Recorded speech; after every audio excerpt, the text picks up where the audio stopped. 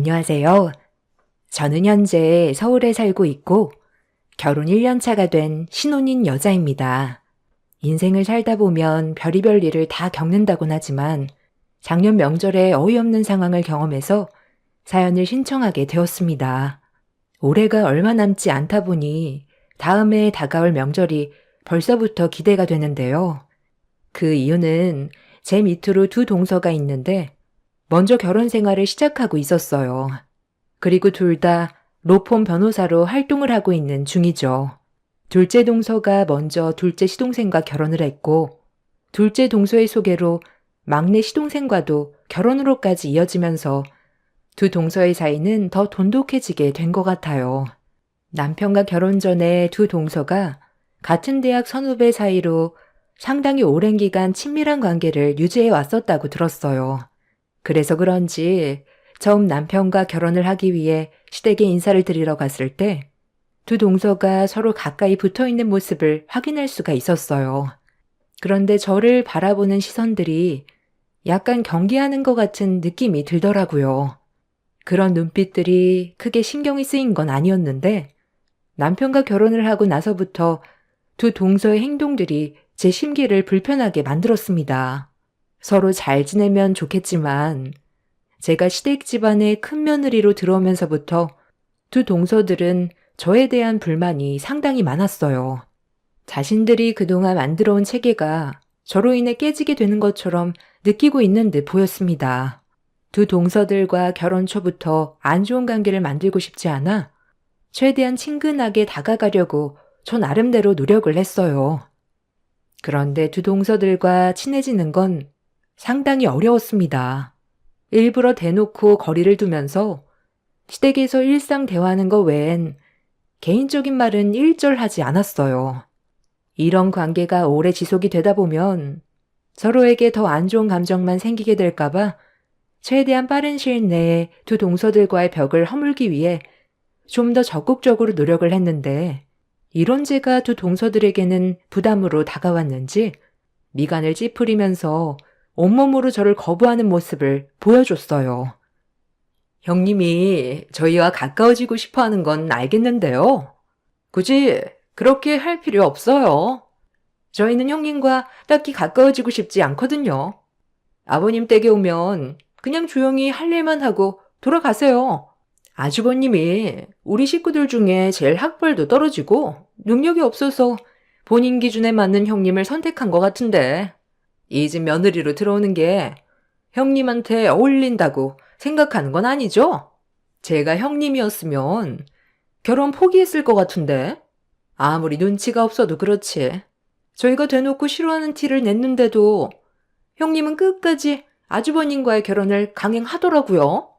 하긴 나이가 한 살 한 살 먹어갈수록 당연히 마음이 급하긴 하겠죠.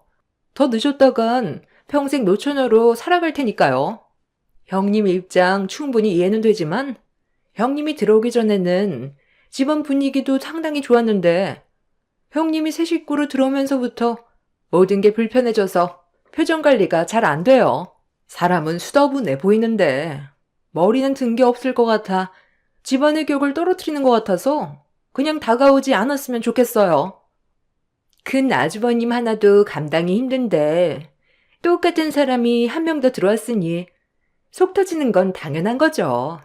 저희 남편은 소아과 의사고 둘째 아주버님은 금융업에 종사하시는데 큰 아주버님은 반도체 설비 보수 일해서 우리에 비해 쥐꼬리만한 월급을 받고 있잖아요. 제 일주일 용돈벌이밖에 안 된다는 말을 들었을 때 큰 아주버님을 주변인들에게 제 체면이 있어서 소개를 시켜주고 싶지 않더라고요. 그 돈이면 평생 혼자서 사는 게 좋을 것 같아서 어머님한테도 집안의 격을 떨어뜨리게 되는 며느리감을 데리고 올 거니 결혼은 웬만하면 안 시키는 게 좋을 것 같다고 했었거든요. 그런데 아주버님이 갑자기 대형 사고를 치게 될 줄은 꿈에도 몰랐네요. 그러니까 동서들은 내가 이 집 며느리로 들어온 게 상당히 마음에 들지 않다는 거네? 동서들은 법조인인 변호사고 서방님들은 의사에 금융회사 다니고 있는데 나랑 결혼한 그이는 설비보수 엔지니어고 나까지 보잘것없는 인물이라 그래서 무시한다는 거지? 이제 감이 좀 잡혀요? 저희가 왜 가까이 하지 않으려 하는지요? 어느 정도 대화 수준이 맞아야 상대를 하죠. 그러니 제발 부탁인데요. 아버님 댁에서 모임이 가지게 되면 그냥 조용히 형님 할 것만 하고 돌아가세요. 그게 피차 서로 편한 거예요.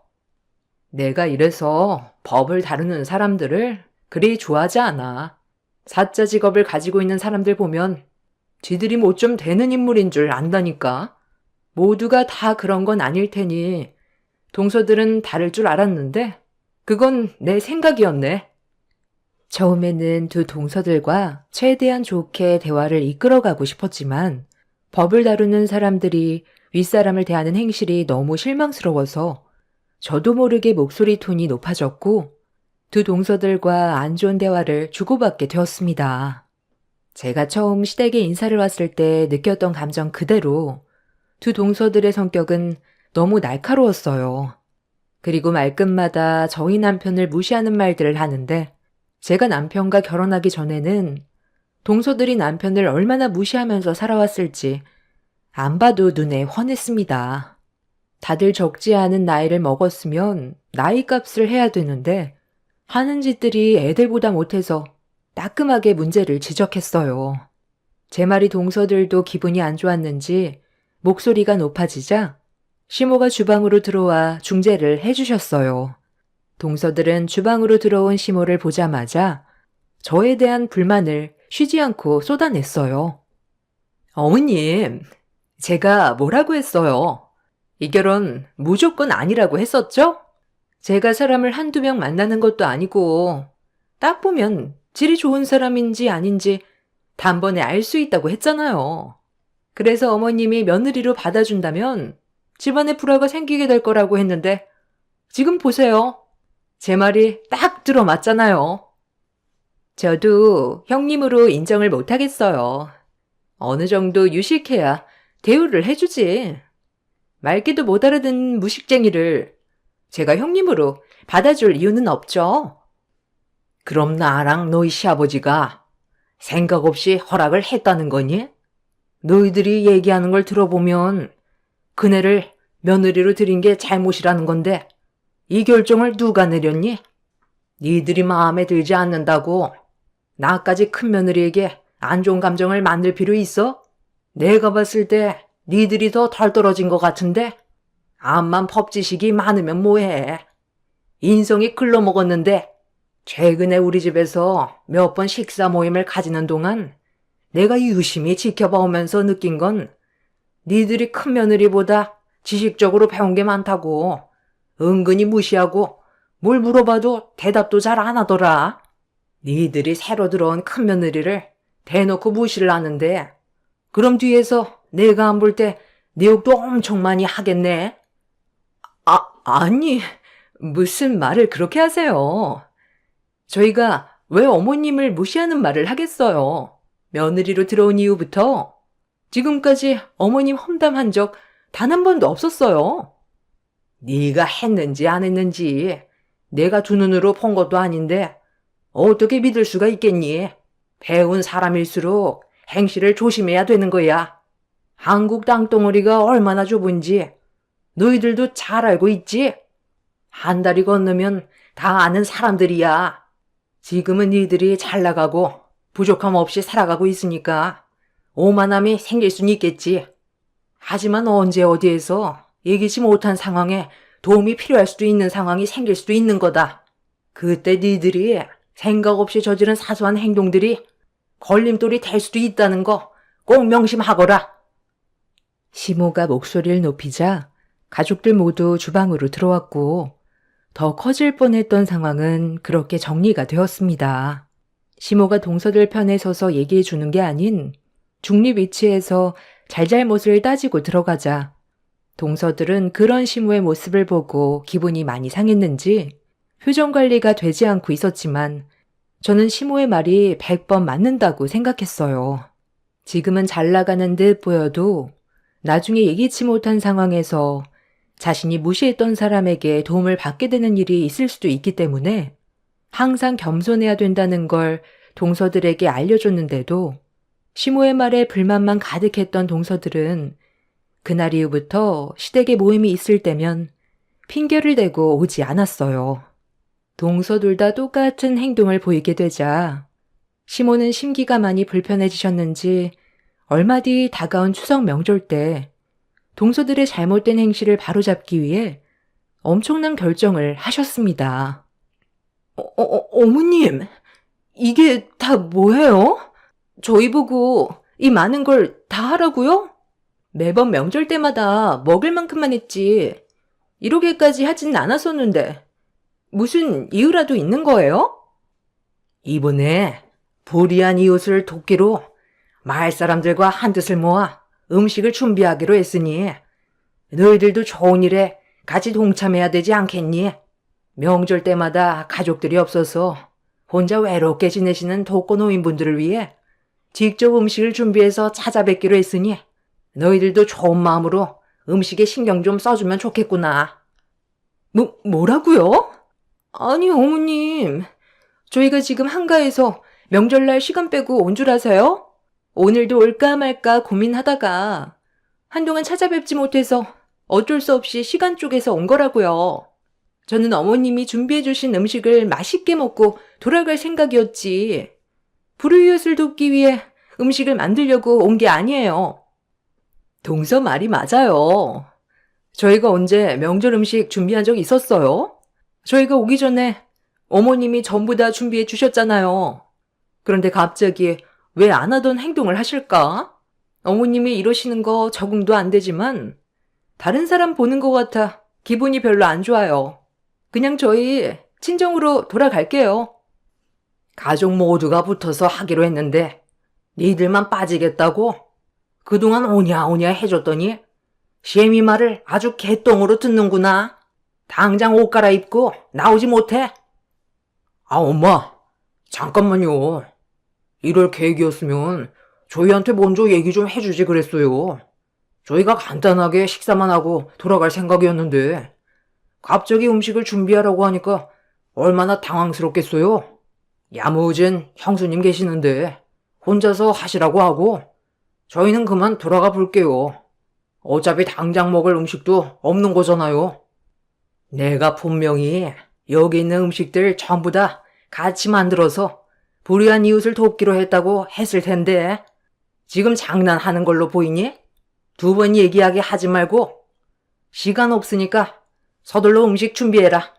다른 건 내가 할 테니 너희들은 준비되어 있는 식재료로 전만 부치면 된다. 당신 애들 데리고 일회용 용기 좀 사와봐요. 시무가 낮게 깔린 목소리로 분위기를 조성하자 두 동선의 애들도 눈치는 있는지 더 이상 얘기하다간 문제가 생길 것 같아 불만 섞인 표정으로 음식을 만들기 시작했어요. 그런데 잠시 뒤 시모에게 전화 한 통이 왔고 잠깐 자리를 비워야 할 것 같다면서 금방 올 거라고 급하게 밖으로 나가셨는데 그 순간 두 동서가 들고 있던 뒤집개를 바닥으로 패대기 쳐버렸어요. 저는 두 동서를 무시하면서 묵묵히 전을 부치고 있는데 두 동서가 나누는 대화에 기분이 안 좋아지기 시작했고 참다 못한 저는 동서들에게 시모가 오기 전에 서둘러 음식을 마무리하자고 했는데 그 순간 제 기분을 상하게 만든 한마디를 듣게 되었어요. 진짜. 정말 못 해먹겠네. 아니 어머님, 정말 왜 그러시는 거야? 원래 저런 성격 아니었는데 형님이 들어오면서부터 정말 이상해지셨어. 우리한테 그동안 찍소리도 못했으면서 갑자기 왜 저러시는 거야? 평소에 봉사활동을 했으면 그냥 그러려니 했겠는데 지금까지 봉사활동하는 거 한 번도 본 적이 없는데 무슨 바람이 불어서 이 많은 음식들을 전부 다 준비하라는 건지 아무리 생각해봐도 이해가 안 된다니까. 동서는 어머님 행동에 대해 이해가 돼? 동서도 납득 안 되지? 전혀 이해가 안 되죠. 저희가 그동안 어머님한테 바친 게 얼마인데 매번 얼굴 볼 때마다 용돈 챙겨드리면서 며느리가 할 수 있는 최선을 다했는데 결국 돌아오는 건 제 손에 들린 뒤집개밖에 없네요. 다음부터는 어머님 전화도 안 받을 거예요. 그냥 오지 않는 게 속 편하겠어요. 이건 타인에 대한 배려가 없는 행동이고 강제 노동을 시키는 행위이기 때문에 형법 제67조로 다스려야 되는 거 아니에요? 형님 생각은 어때요? 형법 제62조로 다스리기에는 죄질이 안 좋잖아요? 당연히 형법 제67조가 적합하지. 며느리로 들어왔다고 무조건 강제노동 시키는 건 잘못된 거고 그에 따른 처벌을 무겁게 내려야 된다는 거에 나도 100번 동의하지. 우리나라 법은 너무 물러 터졌어. 며느리를 너무 우습게 한다니까. 우리가 법을 다루는 변호사인 걸 완전히 잊어버리셨나 봐. 그런데 제 얼굴에 뭐 묻었어요? 아니, 왜 그렇게 쳐다보세요? 아, 우리가 무슨 말을 하는지 못 알아들어서 그런 거구나? 저희 법조인끼리 나누는 대화니까 형님은 그냥 조용히 전이나 붙이세요. 저희가 하는 얘기 귀 기울여봤자 형님은 어차피 알아듣지도 못해요. 무식하면 몸으로라도 때워야 어머님한테 사랑을 받지 않겠어요? 열심히 노력하는 모습이 아주 보기 좋네요. 계속 땀 흘리면서 열심히 전 붙이세요. 저희는 할 만큼 했으니 여기까지만 하고 좀 쉬어야 할 것 같네요. 동서, 우리 잠깐 바람 좀 쐬고 올까? 아유, 좋죠. 머리가 나쁘면 몸이 고생한다더니. 큰형님 인생도 참 불쌍해요. 먹고 살기 위해 사업한다고 발버둥 치는 것 같은데 입에 풀칠할 정도의 돈벌이는 되세요? 돈이 되겠니? 아무리 알고 기어봤자 우리를 어떻게 따라와. 사업을 크게 하는 것도 아니고 손바닥만하게 가게 하나로 돈벌이가 되겠어? 내가 그동안 계속 참고 있었는데 니들 도대체 뭘 믿고 그렇게 설치는 거야? 변호사가 엄청 대단한 직업인 줄 아는데 그래봤자 로펌에 소속되어 있는 직원 나부랭이 아니야? 월급 받아먹고 사는 주제에 뭐가 그렇게 잘나서 윗사람에 대한 예의는 조금도 찾아볼 수가 없네. 정말 내가 이런 말까진 안 하려 했는데 쬐깐한 후배년들이 선배 앞에서 방금 뭐라고 그랬어? 형법 62조? 이깟 일 좀 시켰다고 어머님을 재판에 세우겠다는 거야? 뭐야? 니들 서울법대에 나왔다고 했지? 몇 학번이야? 내가 너희들 까마득한 선배야. 법대 나와서 이렇게 살고 있는 모습을 보니까 아주 우스워 보이지? 어머님이 전에 뭐라고 하셨어? 대한민국 땅덩어리가 손바닥만 하기 때문에 행실을 똑바로 해야 된다고 하지 않았어? 그런데 너희들은 눈앞에 보이는 겉모습만 보고 사람을 판단해? 그러고도 너희들이 법조인이냐? 내가 웬만해선 서울법대 나왔다는 얘기를 하지 않으려 했는데 니들 하는 행동들이 우리 학교를 먹칠하는 것 같아서 도저히 그냥은 못 넘어가겠다. 저도 처음에는 법조인의 꿈을 키웠습니다. 그 이유는 딱 하나였어요.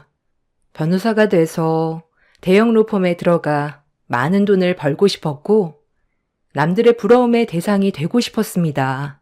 그런데 시간이 지날수록 제가 가는 길이 원하는 길인 건가 싶더라고요. 법을 좋아하고 변호사가 꿈인 사람들도 있겠지만 그때 당시 제 주위에서만 봐도 돈도 잘 벌고 사회에서 변호사라고 하면 인정받고 살 수 있어서 선택하는 사람들이 대부분이었습니다. 그리고 로스쿨 졸업도 하지 않은 친구들이 벌써부터 변호사 된 것 마냥 거만해져서 타인을 무시하고 법으로 상대를 누르려는 모습들을 보니 저도 나중에 그런 사람이 되어 있을까봐 두렵기도 했어요.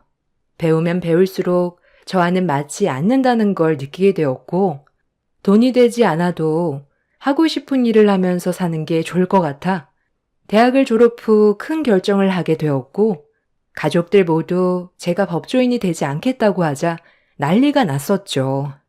저희 집안의 유일한 희망이었고 장녀였기 때문에 저에게 거는 기대가 상당했었는데 힘들게 대학교를 졸업까지 했으면서 로스쿨에 들어가지 않겠다는 말에 부모님께서는 쓰러지셨습니다.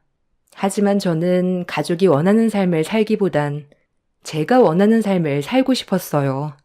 그래서 새로운 도전을 다시 처음부터 시작을 하게 되었던 거고, 그 과정들이 쉽진 않았지만 시간이 지날수록 제가 걷고 있는 길에 대한 확신이 들었습니다. 부모님께서는 제가 힘든 결정을 내린 만큼 잘 되길 바라는 마음에 필요한 것들을 도와주셨어요. 그렇게 마음속으로만 품고 있었던 요식업에 뛰어들게 되었고, 늦게 출발한 만큼 남들보다 더 열심히 하려고 노력했어요. 그리고 그 결과 저는 현재 국내에만 한식 체인점이 50개 점포가 자리를 잡았고, 지금도 꾸준하게 성장 중에 있습니다. 해외에도 7개의 점포를 오픈한 상태입니다. 힘들게 달려온 만큼 저에게 주어지는 수익 또한 적지 않았고, 저는 언제나 초심을 잃지 않기 위해 함께 일하신 사장님들과 가족처럼 관계를 유지하고 있는 중입니다. 제가 만약에 변호사가 돼서 로펌에 들어가 월급 받는 위치에 있었다면 분명 한계가 느껴졌을 테고, 더 이상의 성장이 멈췄을 때 오는 만족감과 성취감이 없어서 직업에 대한 즐거움이 많이 떨어졌을 거예요.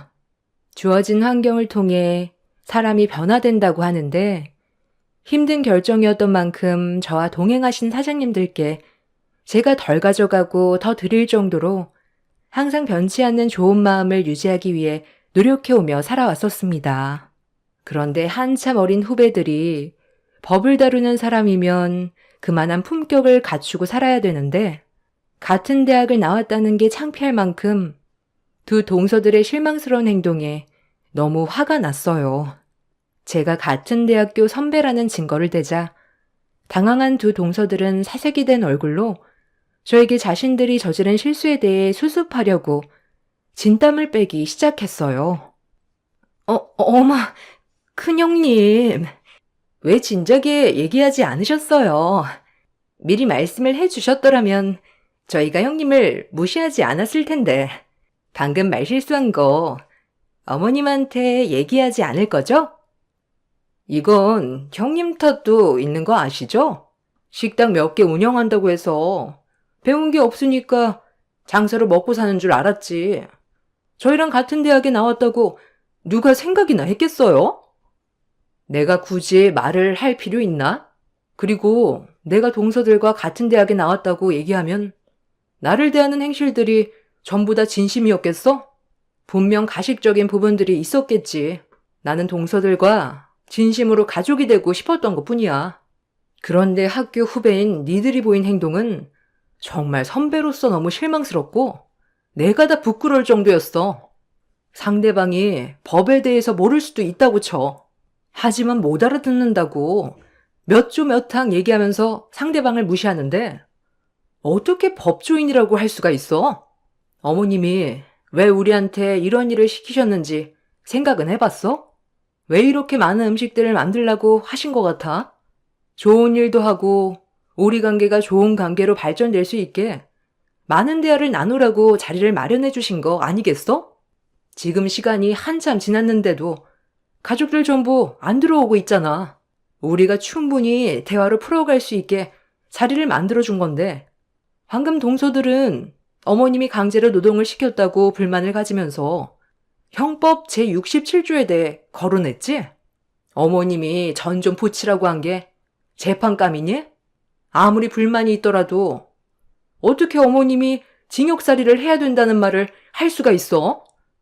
자, 잠깐만. 너희들 정말 나한테 그런 말을 했던 거니? 좋은 일 좀 하고 서로 친목도 다질 겸 힘들게 자리 마련한 내가 징역살이를 해야 될 정도로 잘못을 한 거야? 어머님, 언제 오셨어요? 제가 다 설명할게요. 매번 어머님 댁에 와서 음식만 먹다가 갑자기 일을 시키니까 심통이 나서 투덜거린 거예요. 조금도 악한 감정이 들어간 건 아니었어요. 저희가 여기 있는 전 다 붙일 테니까 형님이랑 어머님은 들어가서 좀 쉬세요. 흥분 좀 가라앉히시고 쉬고 계세요. 아, 그리고 말 나온 김에 한마디 더 붙이자면 동서들이 다니고 있는 로펌에 내 대학 동문들이 꽤 많이 다니고 있거든? 며칠 전에도 전화 통화 있었는데 그중 한 친구가 그 로펌 대표 아들과 곧 결혼하는 거 알지? 나랑 중학교 때부터 친구였어. 조만간 얼굴 좀 보고 얘기 좀 해야 되겠다. 동서들이 안과 밖이 많이 다른지 알고 싶어서. 동서들이 다니고 있는 로펌 회사에 제 동문이 로펌 대표 아들과 곧 결혼식을 올리기 위해 준비를 하고 있었어요. 나중에 결혼식장 가면 어차피 알게 될 거라 제 입으로 굳이 법대 나왔다는 말을 하고 싶지 않았었는데 두 동서들의 행실이 너무 안 좋아서 잘못된 버릇을 고쳐줘야 할 것 같아 어쩔 수 없이 제 입으로 말을 할 수밖에 없었습니다. 동서들은 뒤늦게 자신들의 행동에 대해 가족들에게 용서를 구했고 사람 쉽게 변하지 않는다는 거 잘 알고 있지만 일단 두고 보고 있는 중입니다. 그날 이후 두 동서들은 틱소리하지 못하고 시모가 시키는 일이면 적극적으로 움직이고 있어요. 그리고 깍듯하게 예의 바른 행동을 보이고 있습니다. 속으론 어떻게 생각하고 있는지 모르겠지만 두 동서들의 못된 버릇들을 계속 지켜만 봤다면 아마 집안은 풍비박산이 났을 수도 있을 거예요. 저는 옳은 결정을 내렸다고 생각합니다. 두 동서들과 앞으로 좋은 관계를 유지하면서 살고 싶지만 사람 다루는 일이 쉽지 않다는 거 알기 때문에 여러 가지로 걱정도 되긴 합니다. 상황상 속내를 숨기고 있는 것 같긴 한데 동서들보다 잘난 사람들이 많다는 걸 알려주고 싶어요. 사람은 죽을 때까지 배워야 한다잖아요. 제 사연을 들어주신 분들께서도 분명 주변에 소위 잘 나가는 직업군을 가지신 분들이 많이 계실 텐데 오만한 사람들과는 거리를 두셨으면 좋겠어요. 그 사람들과 가까이 해봤자 이득되는 것도 없고 오히려 상처받게 되는 일이 훨씬 더 많습니다.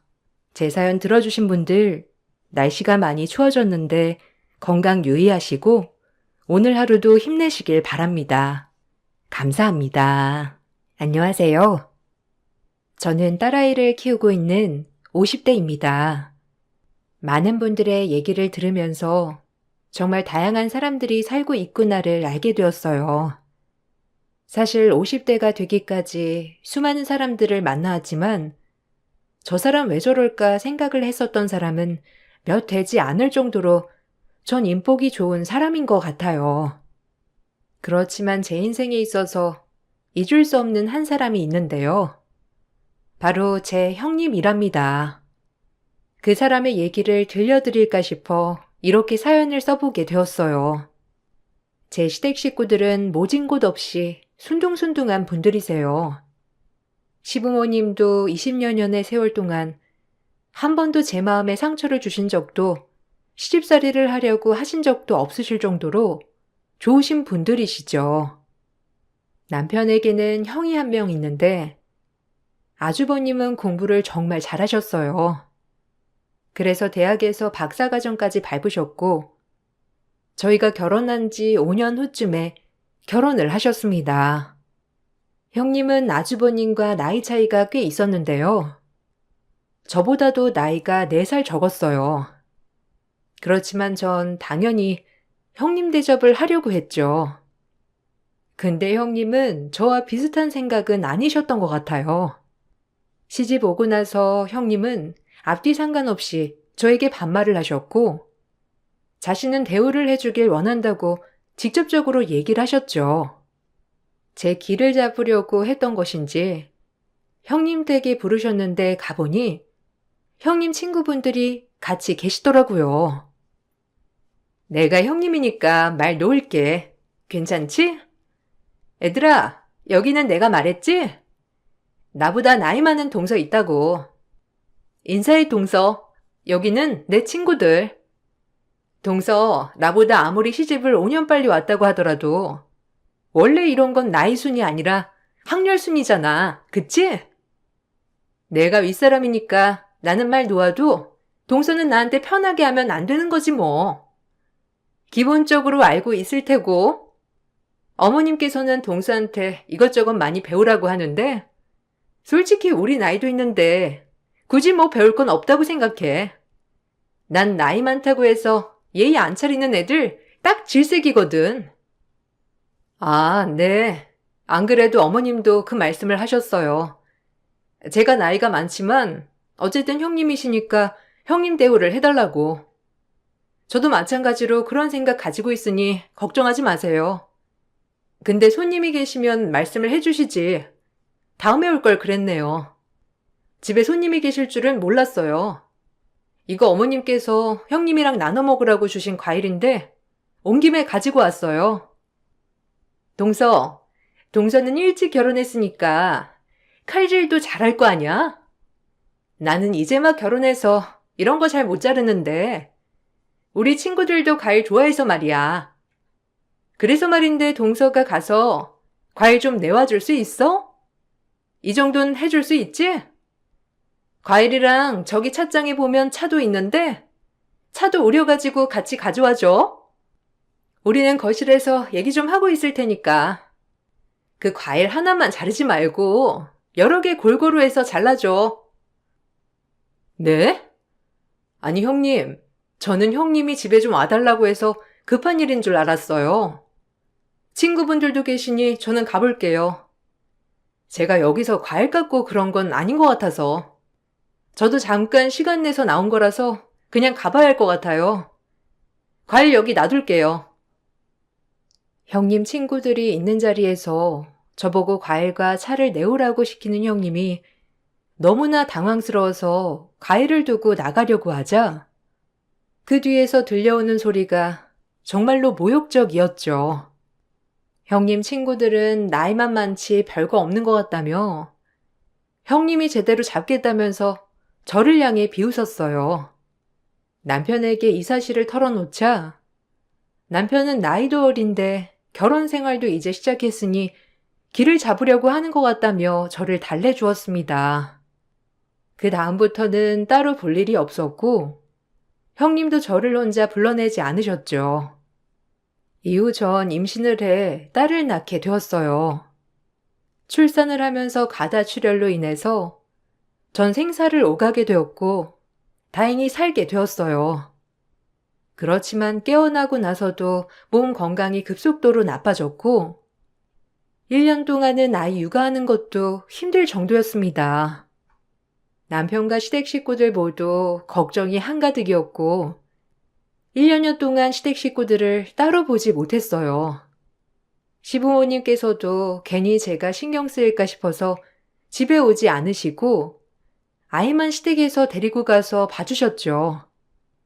그런데 형님께서 전화를 해와 제가 아픈 것이 꾀병이 아니냐는 말을 꺼내셨죠.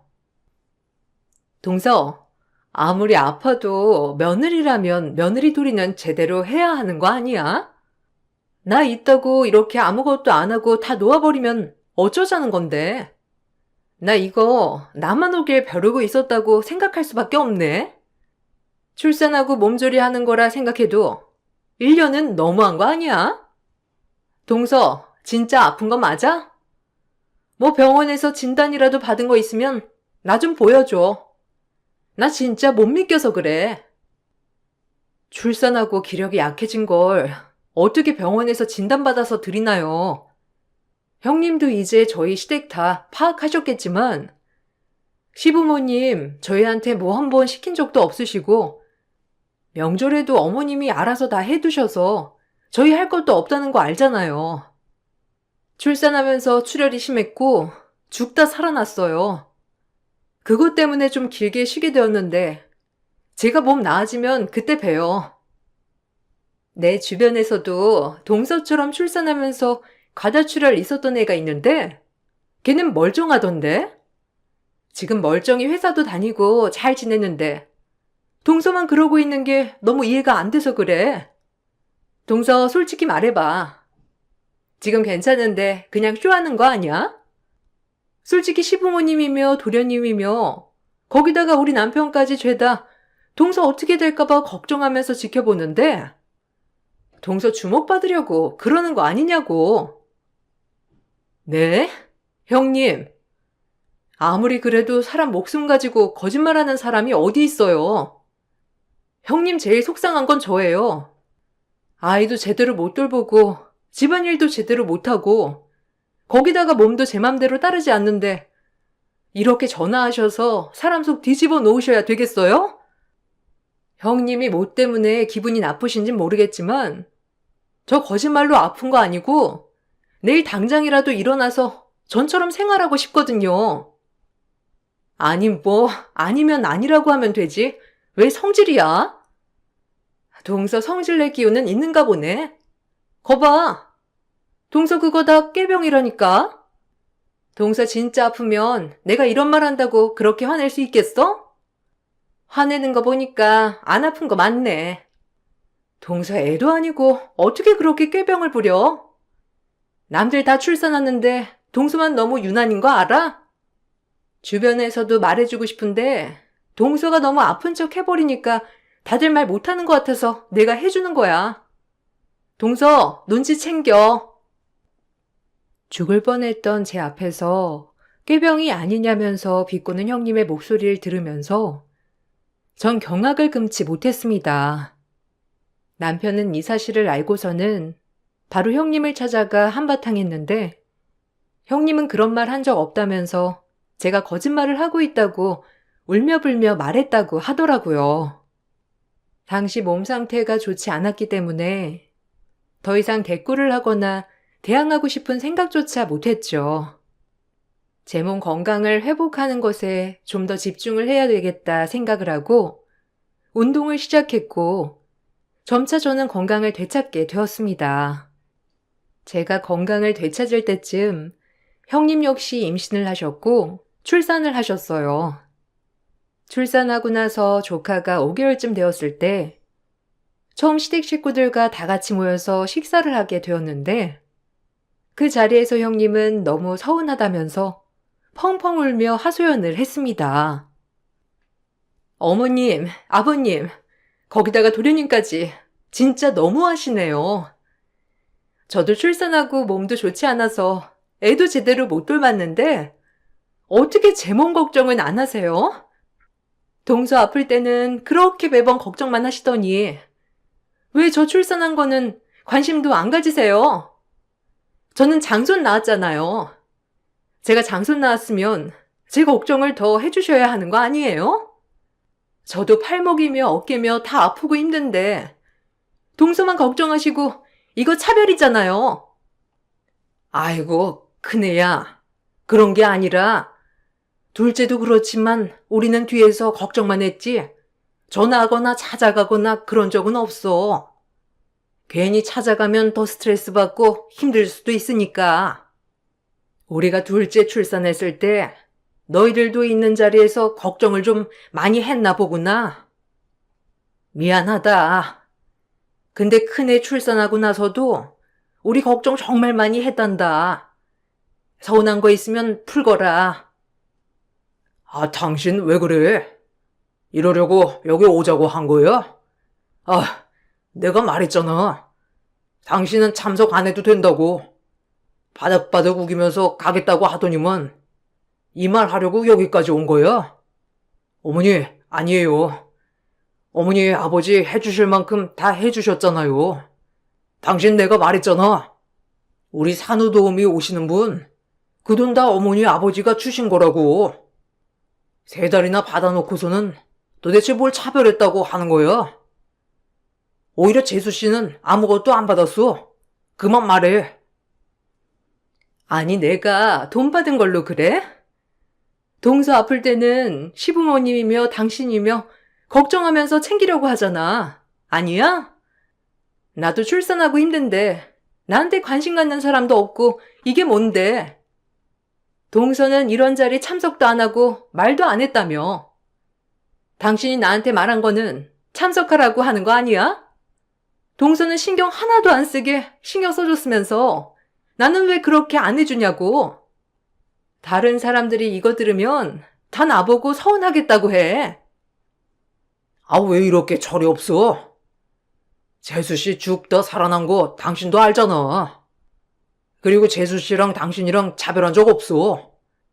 이렇게 만나는 자리도 당신 안 나와도 된다고 분명 얘기했고 지금까지 당신 애 한 번 제대로 안아주지도 않고 모유 잘 나와도 그냥 단유해버린 거에 대해서도 아무도 뭐라고 한 적 없어.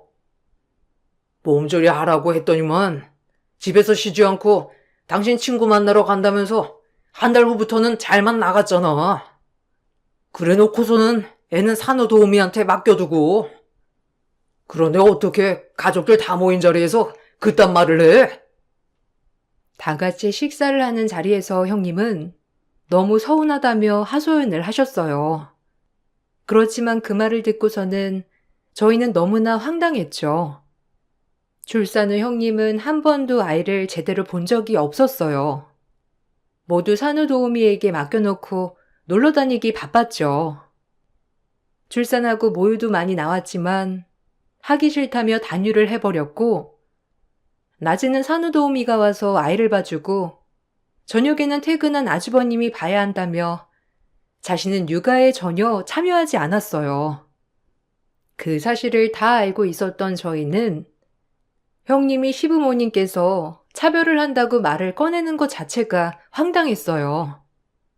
산후도우미를 부르는 비용 모두 시부모님이 부담하고 있었는데도 그걸 알면서도 그런 얘기를 꺼낸 것이었습니다. 그간 아주버님은 알고 있던 세월 동안 한 번도 언성을 높이는 것을 본 적이 없었는데 그날 아주버님은 처음으로 크게 화를 내셨어요. 흐지부지하게 자리가 정리되고 난 후 시부모님은 다 같이 모이는 자리는 줄여야 할 것 같다면서 말씀하셨습니다. 그 후로는 시부모님과 각자 따로 뵙게 되어서 1년에 한두 번 정도만 마주치게 되었죠. 시간이 더 흘러 딸은 초등학교에 입학을 하게 되었어요.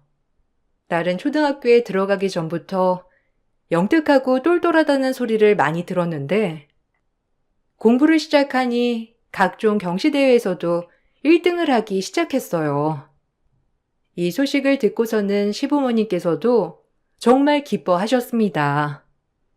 어쩌다 다 같이 밥을 먹게 된 자리에서 딸의 경시대회 1등 얘기가 나오게 되었는데 형님은 기분 나빠하며 비웃으셨어요.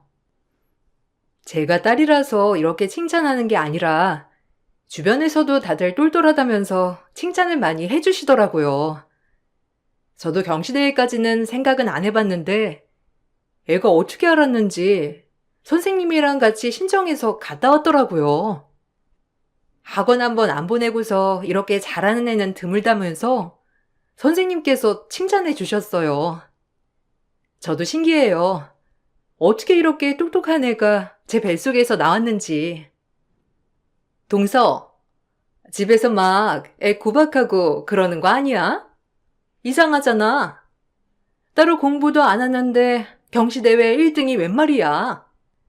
그건 말도 안 되는 거지. 동서가 집에서 막 애 잡아서 공부시키고 그런 건 아니고, 동서가 생각하기에는 안 잡는 것처럼 보여도 남들이 보면 잡는 거일 수도 있는 거거든. 그리고 초등학교 때는 애들 다 똘똘하지 않나? 난 또 뭐 천재로 증명이라도 된 줄 알았네. 고작 경시대회 1등 가지고 너무 호들갑 아니야? 아, 그럴 수 있죠. 경시대회 1등 한 게 뭐 엄청 대단하다 그렇게 말하지 않을 수도 있지만 그래도 뿌듯하잖아요. 다른 것도 아니고 딸아이가 혼자서 스스로 알아서 했다는 게 뿌듯하고 대견한 거죠. 선생님께서도 저한테 대단하다고 말씀하실 정도면 이렇게 자랑할 만한 것 같은데 아닌가요? 동서, 너무 딸이라고 감싸는 거 아니야? 어차피 딸은 커봐야 아는 거야. 동서도 봐봐. 어릴 적에 똑똑했다면서? 근데 지금 딸이나 키우고 집안에만 있는데 어릴 적에 똑똑해봤자 아니야? 우리 준성이처럼 아들로 태어나면 또 모를까. 그리고 초등학교 때 아무리 잘해도 고등학교 가서 공부 못하면 나중에 창피할걸? 동서 너무 호들갑이야. 그게 뭔 자랑이라고. 애를 얼마나 공부로 쪼아댔으면 그랬겠어? 동서 치맛바람 벌써 무섭네. 형님의 말을 들으면서 대꾸를 해볼까 하다가 참았어요. 듣기로는 조카가 노는 걸 너무 좋아하는 통에 형님이 매일 조카를 잡느라 힘들다고 했기 때문에 딸의 소식을 전하는 것만으로도 형님은 부러울 수 있겠다는 생각이 들었어요. 딸은 커갈수록 공부도 잘하고 착하게 자라줬어요. 한번 말썽 없이 컸지만 반대로 조카는 학교에서 친구들을 괴롭히고 사고쳐서 한바탕 난리가 난 적도 있었습니다. 그런데 형님은 저를 원망하더라고요. 조카가 크게 사고를 쳐 심할 경우 전학까지 갈 수 있다고 들었는데 그 모든 것이 제 책임이라며 말을 했죠. 이거 다 동서 책임인 거 알아? 어쩔 거야? 우리 아들 인생 망치는 거.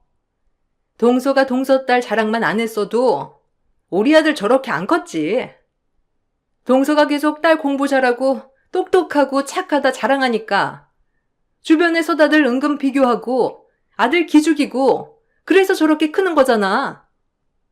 동서 어쩔 거야? 동서가 책임져. 우리 아들 전학 가게 생겼는데 동서가 다 책임지라고. 무슨 소리를 하시는 거예요? 제가 무슨 책임을 져요? 그리고 형님, 저한테 이렇게 말을 하실 게 아니라 조카랑 얘기를 해보셔야죠. 저희가 만나면 1년에 얼마나 본다고 제 책임이라고 하세요? 저 비교한 적도 없고 자랑한 적도 없습니다. 형님, 조카 계속 그렇게 잡으실 게 아니라 조카 얘기도 들어주시고 공부하라고 스트레스 주기보다는 같이 시간을 좀 보내세요. 제 책임이라고 해서 말씀드리는데 형님 솔직히 조카 공부만 시키려고 하시지 조카랑 같이 놀러 가거나 시간 보내신 적 없으시잖아요. 네가 뭘 안다고 그런 말을 짓거려? 내가 내 아들 알아서 공부시키겠다는데 네가 뭔데 감히 선을 넘어? 애초에 네가 네 자식 자랑 안 했으면 우리 애도 기죽을 일도 없고 내가 공부시키려고 하지도 않았겠지. 왜? 상황이 이렇게 되니까 잘못해놓고 발 빼는 거야? 동서 참 너무한다. 이거 동서 책임도 있어. 동서야말로 무슨 소리를 하는 거야? 동서가 그렇게 말을 꺼내지 않았으면 우리 애 잘 컸을 거라고. 정신 좀 차리세요. 제가 뭘 했다고? 형님 그 어린애 학원만 몇 개 보내시는데요. 시험 보고 한 개만 틀려도 형님 애를 쥐잡듯이 잡으시잖아요. 애가 오죽하면 저희 집으로 피신 왔겠어요? 그리고 이번에 난리 난 일도 조카 얘기는 들어보셨어요? 들어보지도 않으셨잖아요. 조카도 억울한 것 같던데 그거 한 번도 안 들으시고 형님 체면만 생각하시는 거잖아요. 참나, 날 가르치려 드는 거니? 내 새끼는 내가 알아서 해. 걔가 동서 집에 갈 수도 있는 거지. 그럼 작은 아빠 집에 못 가니? 그런 거 가지고 무슨 오죽하면 피신 같다고 하는 건데. 그리고 지금 일은 동서보다 내가 더 잘 알지. 아무튼 앞으로 우리 애 앞에서 자랑이나 하지 마. 그거 우리 애한테 상처고 기죽는다고. 형님은 모든 것이 제 책임이라고 했지만 사실 조카는 너무나 힘든 상황이었어요. 이 모든 상황을 알게 된 이유는 바로 아주버님과 조카가 언제부턴가 주말마다 남편 사업장으로 찾아와서 같이 시간을 보내면서부터였습니다. 처음에는 그냥 놀러 오는 줄 알았는데 한 달, 두 달 시간이 지나고서도 매주 찾아오니 다른 이유가 있을 거라 생각이 들더군요. 그래서 조심스럽게 물어보게 되었는데 아주버님께서 꺼내신 이야기는 놀라웠습니다. 애 엄마가 애를 너무 잡으려고 해요. 솔직히 난 공부하는 거 잘하지 않아도 괜찮다고 생각하거든요. 근데 애 엄마는 아닌가 봐요. 애가 하루 종일 새벽까지 공부하다가 자요. 내가 애 학원 좀 줄이라고 말했는데 애 교육에 신경도 안 쓰는 아비라면서 무책임하다고 말하니 뭐라 할 말이 없더라고요. 그나마 요즘은 학원 좀 줄이긴 했는데 주말이면 책상 앞에서 아예 일어나게 하지 않으니 안 되겠다 싶어서 내가 데리고 나갔다가 오겠다고 하고 나오는 거예요. 왜 저러는지 도대체 이해할 수가 없어요. 애는 스트레스만 받고 힘들어 하는데. 형님한테 속 시원하게 털어놓고 얘기해 보신 적 있으세요? 안 그래도 조카도 평일에 저희 집에 몇 번 오거든요. 학원에서 버티다가 힘들면 온다고 하는데 제가 뭐 해줄 수 있는 게 없더라고요. 형님한테 저도 전에 얘기를 해봤는데 상관하지 말라고만 하시고 저도 조카 볼 때마다 얼굴이 많이 상하는 것 같아서 안쓰럽긴 했거든요. 그래도 아주버님께서 잘 얘기를 해보시면 괜찮지 않을까요? 나도 다 해봤죠. 근데 애 엄마는 자기 고집만 피우니까 주말만이라도 애가 좀 쉬었으면 좋겠다 생각해서 데리고 나오는 거예요. 같이 공부하러 갔다 오겠다고 하고 나오는 거니 당분간은 비밀로 해줘요. 어차피 애 엄마는 자기 노느라 바쁘겠지만 솔직히 애 엄마 하는 꼴을 보면 더 살아야 하나 싶기도 한데 부모님 생각하면 참아야지 싶다가도 애 생각하면 안 되겠다 싶네요. 그래도 노력은 해봐야죠. 형님도 뭔가 기대가 있으니까 그러신 것 같아요. 어린 나이에 시집 오셨잖아요. 아무리 마주치지 않는다지만 저희 딸이랑도 비교도 하시는 것 같고 더 잘했으면 좋겠다 생각을 하는 것 같아요. 어쨌든 이렇게 오시는 동안은 편하게 계세요. 형님도 좀 시간 지나면 괜찮아지지 않을까 싶어요. 아주버님과 조카는 몇 달을 그렇게 주말마다 꼬박 남편의 사업장으로 왔어요. 그렇게 시간이 지나면서 화가 많았던 조카도 많이 좋아졌죠. 아주버님은 가정을 지키면서도 조카가 힘들지 않도록 하기 위해서 많이 노력을 하셨어요. 평일에도 일을 줄이면서 조카 시간을 보내려고 하셨고, 조카 역시 그런 시간들이 쌓여가면서 이전과는 다른 아이가 되기 시작했습니다.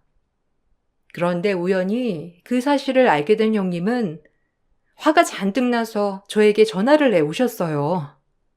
그간 어떻게 숨길 수 있냐면서 여우짓을 했다며 저를 비난하셨죠.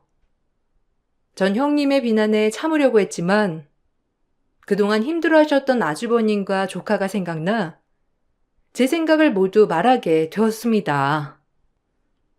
형님, 제가 형님한테 이런 말 하는 게 주제 넘는다고 생각할 수 있는데 전 꼭 해야 되겠네요.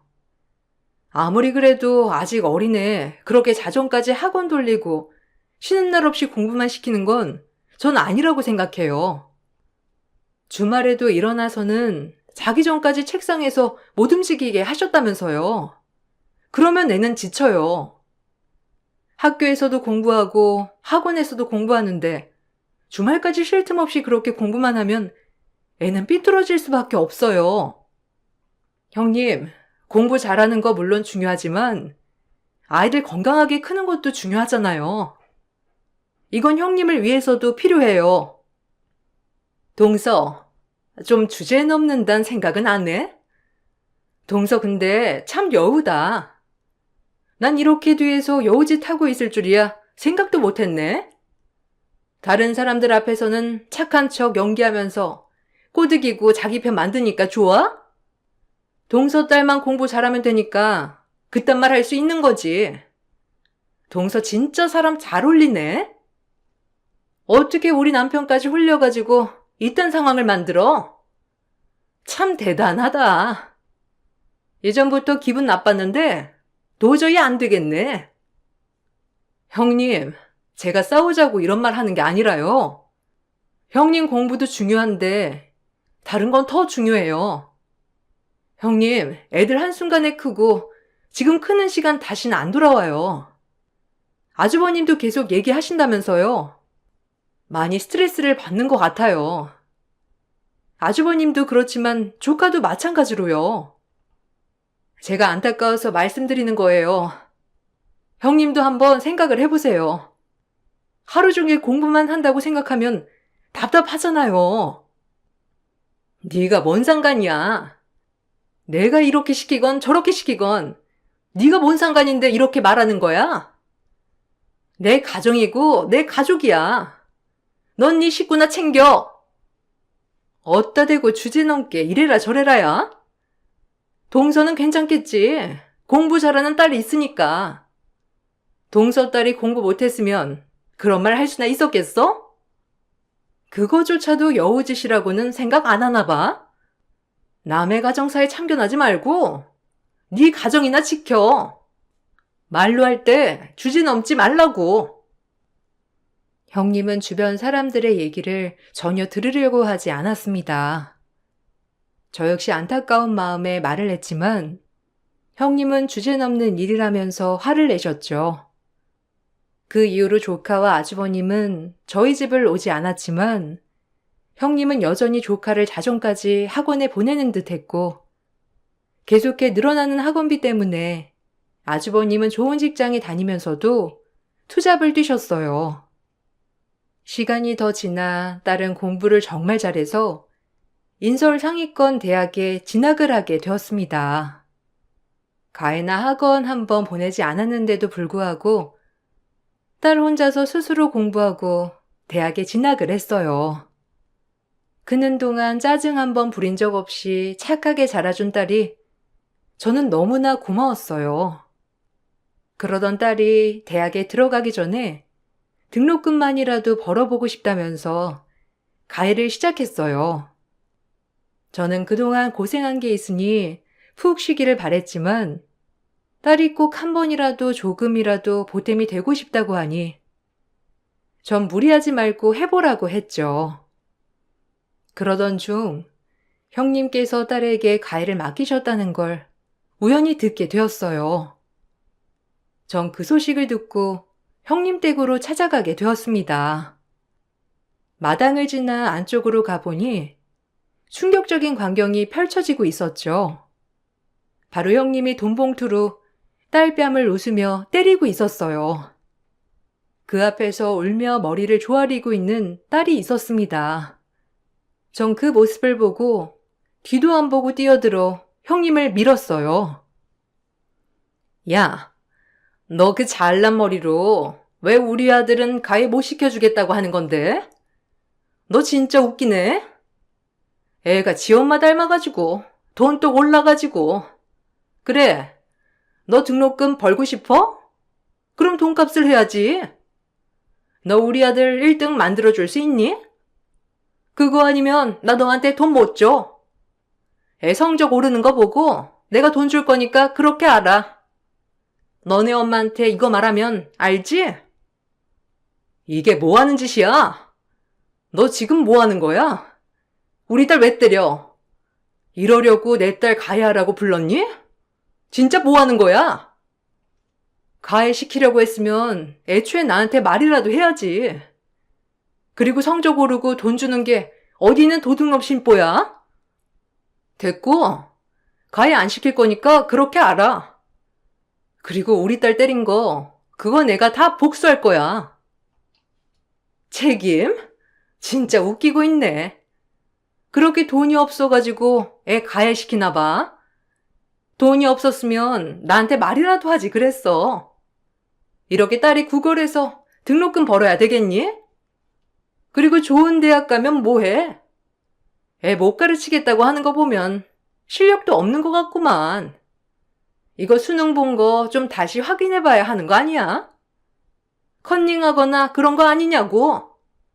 실력도 없는데 어떻게 그런 대학에 갔는지 난 너무 이해가 안 되네. 뭐? 지금 말 다 했어? 우린 무시해도 내 딸 이렇게 무시하지 마. 네가 무시할 애 아니니까.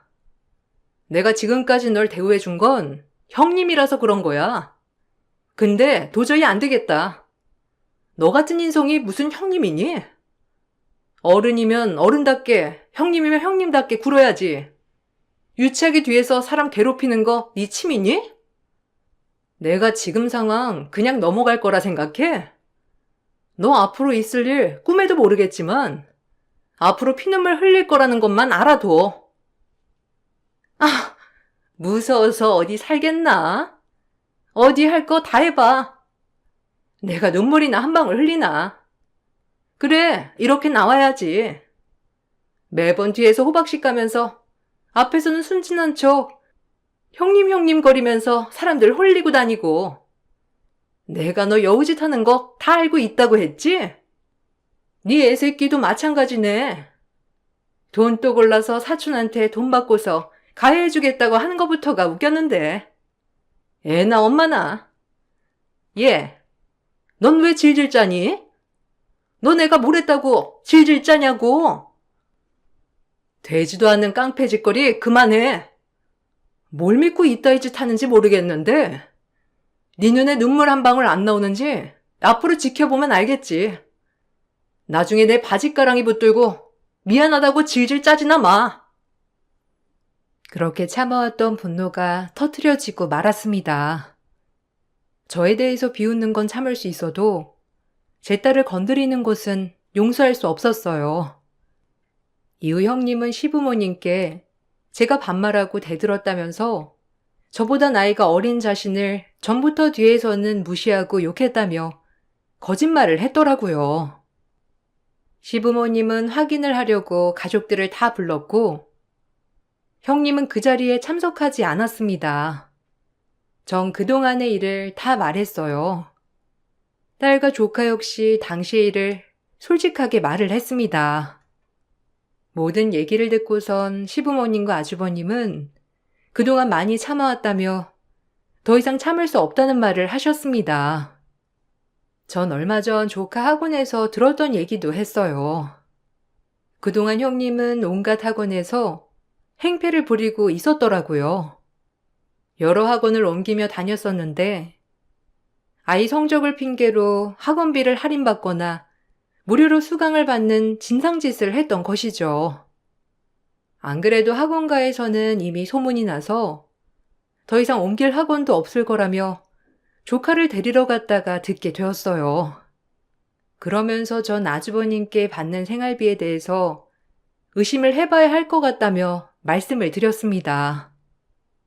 역시나 형님은 아주버님에게는 학원비를 부풀어 말한 후 생활비를 받은 후에 절반 넘게 개인적으로 사용을 하고 있었어요. 거기다가 중간중간 목돈이 필요하다며 아주버님께 말을 했던 적이 있었는데 그때마다 제가 형님께 부탁을 해서 목돈을 빌렸다고 거짓말을 했더라고요. 전 형님과 통화나 메시지를 보낸 내역을 모두 보여드렸습니다. 알고 보니 형님은 목돈을 받고 명품을 사거나 친구들과 술 마시며 사치를 부렸던 것이었어요.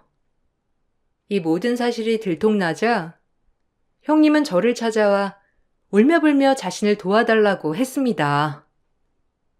동서, 내가 동서한테 너무했지? 솔직히 내가 동서보다 어리기도 하고. 아니, 언니, 내가 미안해요. 내가 너무 철이 없어서 그런 거고. 솔직히 애들도 서로 차이가 나니까 너무 부러워서 그런 거예요. 저 이해하시죠? 이번에 남편이 이혼하자고 말하는데 언니가 좀 나서주시면 안 될까요? 언니가 나서서 남편한테 말하면 이혼 안 할 수 있을 것 같아요. 언니가 해결만 해주시면 제가 앞으로는 버릇없게 안 굴게요. 제발 부탁드려요. 네가 한 짓을 생각해. 그동안 상처 준 사람들이 얼마나 상처를 받았으면 이럴까 생각은 안 드니? 그렇게 일진짓거리 할 때는 재미있었지? 그러게 내가 말했잖아. 네 눈에 피눈물 날 거라고. 그간 재미있게 잘 지냈으니 벌 받을 차례 아닌가? 네가 한 짓 생각하면 이렇게 뻔뻔하게 찾아와서 나한테 부탁하지 못할 텐데. 알아요. 제가 진짜 잘못했다는 거 아는데 그건 진짜 고의로 그런 게 아니라 솔직히 언니도 저한테 미안한 거 있잖아요. 시부모님도 비교하고 남편도 언니 칭찬 많이 하고 제가 이렇게 된 건 언니 탓도 조금 있어요. 그러니까 한 번만 도와주세요. 앞으로 정신 차려서 살게요. 남편 저한테 생활비 사용 내역도 다 달라고 하고 난린데 다른 건 몰라도 언니가 돈 빌렸다고만 한 번만 해주시면 안 될까요? 넌 지금 하는 말이 된다고 생각해? 20여 년을 비웃고 무시했던 게 네가 이렇게 빈다고 없어질 거라고 생각하니? 이혼이 끝이라고 생각하지 마. 너 피눈물 아직 시작도 안 했어. 아주버님은 이혼 소송을 진행했고 당연히 이혼을 하게 되었어요. 친권 양육권도 아주버님이 가지고 오게 되었고 재산 분할 없이 오히려 위자료를 토해내고 형님은 쫓겨나듯 나가게 되었습니다. 딸을 폭행한 것에 대해서도 바로 신고해 처벌을 받게 되었어요.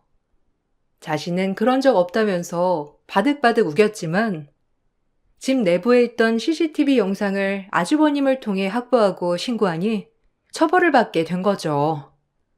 이혼하고 얼굴도 못 들 줄 알았는데 처음에는 아주버님 주변을 맴돌고 있었어요.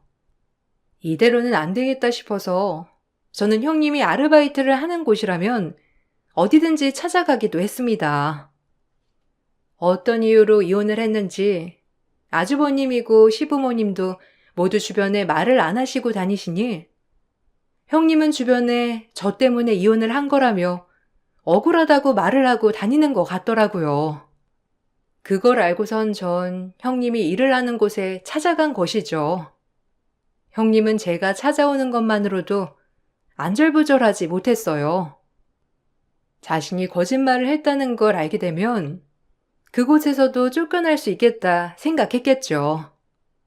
그렇게 형님이 일하는 곳을 계속 찾아가면서 결국 형님은 본 지역을 떠나 지방으로 갔다고 하더라고요. 나중에 전화와 저를 원망하는 말도 하기도 했지만 애초에 지금의 상황을 만든 건 본인이라는 걸 알아야죠. 조카는 이후에 마음을 잡고 공부를 시작했어요. 방황 없이 착실하게 공부했고 어느덧 대학생이 되었답니다. 어릴 적 방황할 때마다 따뜻하게 맞이해 주었던 저에게 항상 감사하다며 찾아오는 조카를 보며 참 많은 생각이 들었네요. 제 긴 사연을 들어주셔서 감사합니다. 가족은 무언가 잘나야 하는 사람이 아닌 늘 내 곁을 지켜주는 사람이 가족인 것 같아요. 여러분들도 내 곁을 지켜주는 소중한 사람들과 행복하시길 바랄게요. 안녕하세요. 저는 결혼 22년 차 44살 여자입니다. 22살의 꽃다운 나이에 사랑하는 남자를 만나 앞만 보며 열심히 살아왔고 현재는 안정적인 삶을 살아가고 있습니다. 남편과 둘이 맞벌이 하면서 악착같이 살아가다 보니 안 되는 건 없었어요. 부유하지는 않았지만 그래도 부족한 거 없이 행복하게 살아갈 수 있었죠. 여기까지 오는데 정말 많은 일들이 있었는데요. 잠깐 과거로 돌아가 남편을 어떻게 만나게 되었는지부터 설명을 해야 여러분들께서 제 사연을 어느 정도 이해를 하실 수 있을 것 같아 22살 때 남편과 어떻게 만나게 됐는지부터 이야기를 풀어보도록 하겠습니다. 그때 당시 저는 식당에서 서빙을 하고 있었어요. 그런데 테이블에 음식을 놓기도 전에 넘어지게 되면서 들고 가던 음식들을 한꺼번에 손님의 얼굴에 철퍼덕하면서 쏟아 부은 적이 있었어요.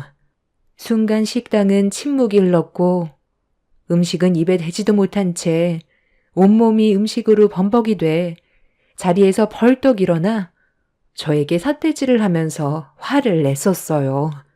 저는 몇 번이나 죄송하다며 손님께 고개를 숙여 용서를 구했지만 이미 걷잡을 수 없을 정도로 상황은 심각해져 있었고 식당 사장님은 제가 받을 월급을 손님한테 탈탈 털어줬었어요.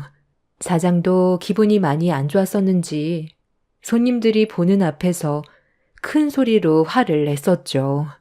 그날 딱 한 번의 실수로 식당 일을 하지 못하게 되었고 쫓겨나다시피 사장한테 내쳐져 버렸어요.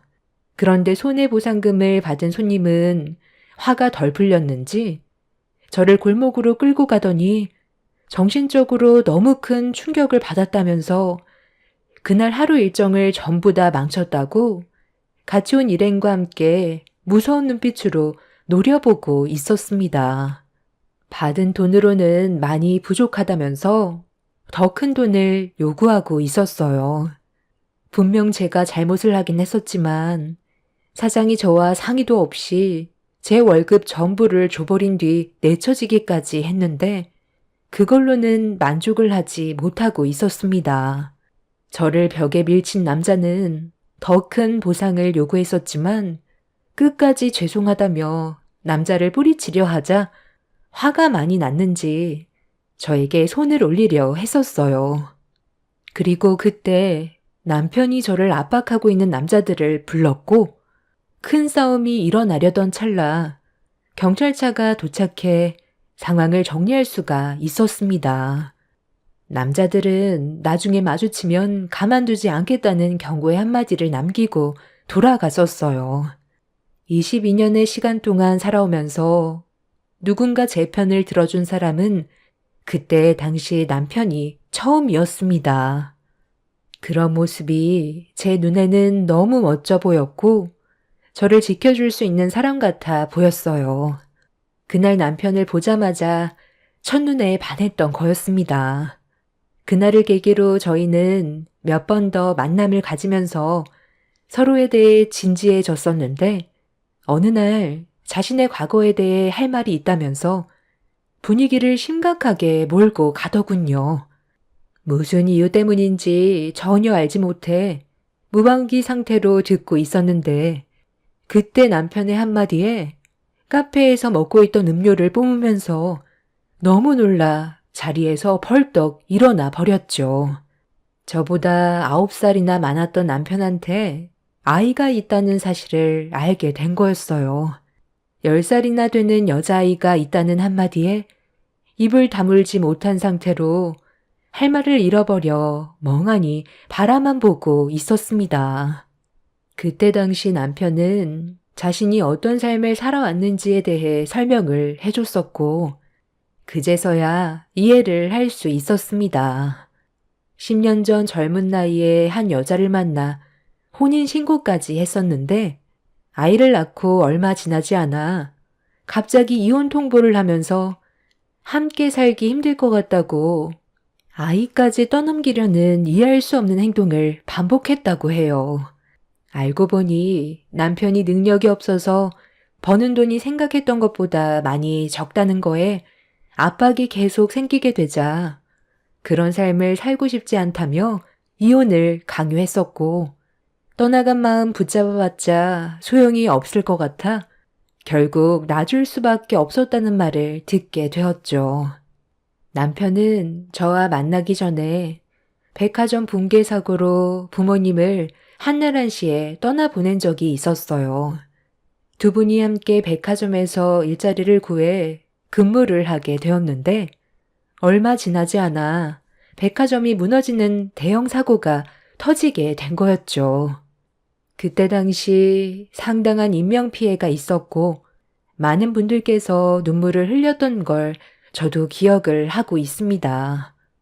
그런 아픔 속에서도 부모 없이 살아오면서 만났던 그 여자는 남편한테 많은 의지가 되었었지만 그 여자는 남편이 돈이 없다는 이유 하나로 조금의 고민도 없이 등을 돌린 거였습니다.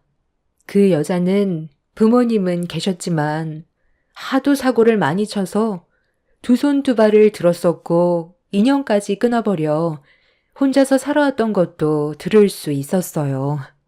처음부터 꼬였던 만남은 이혼을 하게 됨과 동시에 아이를 홀로 키울 수밖에 없었습니다. 남편 혼자 아이를 10살 때까지 키웠다는 건 정말 대단한 일이었어요. 동네 분들의 도움도 많이 받았었고 바르게 자라온 아이라며 저를 놓치고 싶지 않아 그동안 말 한마디 못했었다는 속마음을 솔직하게 털어놨었습니다. 저도 잘난 인생은 아니었어요. 부모님의 손길 단 한 번도 느껴본 적 없이 이 험난한 세상에 태어나 보육원으로 바로 버려졌던 저는 그곳에서 원장님과 저를 보살펴 주시는 분들이 엄마이고 아빠였어요. 이런 삶을 살아온 제가 남편의 인생을 함부로 판단할 수는 없었어요. 누구나 완벽한 삶을 살아갈 수 없기 때문에 남편을 너무 사랑했던 저는 아이와 만남을 가지기로 결정하게 되었죠. 저처럼 엄마 품에서 사랑을 받으며 자라온 적 없었던 그 아이를 처음 봤을 때 그래도 주위 분들의 사랑을 받으며 자라와서 그런지 얼굴엔 그늘 없이 행복이 가득해 보였어요. 밝은 모습은 저에게 긍정적인 신호였고 그 아이도 저를 상당히 잘 따르는 모습에 22살밖에 안 됐던 제가 아이의 엄마가 되고 싶었습니다. 그렇게 남편과 밝은 미래를 꿈꾸며 열심히 살아왔었어요. 각기 다른 환경에서 살아왔었던 터라 서로 많은 것들을 희생하며 이해하고 배려하면서 앞만 보며 달려오다 보니 어느새 꽃다운 나이는 금세 지나가고 40대가 되어버렸던 거죠. 젊었을 때 식당 일을 하다가 친한 언니 소개로 파출부 일을 같이 하게 된 적이 있었는데 배운 게 도둑질이라고 40이 넘어서도 계속 이 일을 해왔었습니다. 그렇게 22살에 결혼해 파출부를 뛰며 남편과 열심히 돈 벌어 살다 보니 제 딸도 그런 노력을 보고 자라와서 그런지 공부에 전념하며 최선을 다해 노력한 끝에 제 딸이 그토록 원하던 서울법대를 졸업할 수 있었습니다. 그리고 사랑하는 남자가 생겼다는 것도 알 수 있었어요. 지금 만나는 남자가 검사라고? 언제부터 만났던 거니? 그동안 우리한테 말 한마디 한 적 없었잖아. 갑자기 결혼 생각까지 하고 있다니까 너무 당황스러운데? 아빠는 네가 좀 더 자리가 잡히고 안정적인 삶을 꾸려나갈 수 있을 때 결혼 생각을 해도 늦지 않을 것 같은데 결혼이라는 게 마냥 좋은 것만도 아니거든. 네가 그동안 하고 싶었던 많은 일들을 누리지 못하고 자유롭지 못한 삶을 살아가야 할 텐데 그래도 서둘러 결혼을 하고 싶은 거니? 그러다 아이까지 가지게 되면 힘들게 달려오면서 이뤘던 모든 것들이 한순간에 무너질 수가 있는 거야. 아빠는 네가 생각 없이 행동한다는 말을 하는 게 아니야. 좀 더 신중할 필요가 있다는 거지. 굳이 결혼을 원한다면 말리진 않겠지만 아빠 엄마는 네가 좀 더 인생을 충분히 즐기고 나중에 해도 괜찮을 것 같아서 얘기해 주는 거야. 두 분이 걱정하시는 거 저도 잘 알고 있어요. 저도 엄마 아빠가 일하시는 거 옆에서 봤었고 얼마나 고생했는지 충분히 알고 있어요. 하지만 지금은 상황이 많이 달라졌어요. 지금도 충분히 안정적인 삶을 살아가고 있고 저 또한 한 살이라도 젊었을 때 가정을 꾸리고 싶어요. 그 사람 저한테 정말 잘해줘요. 같은 학교 선배였는데 후배들 격려차 몇 번 왔었고 그때 서로 좋은 감정으로 만나게 됐던 거예요.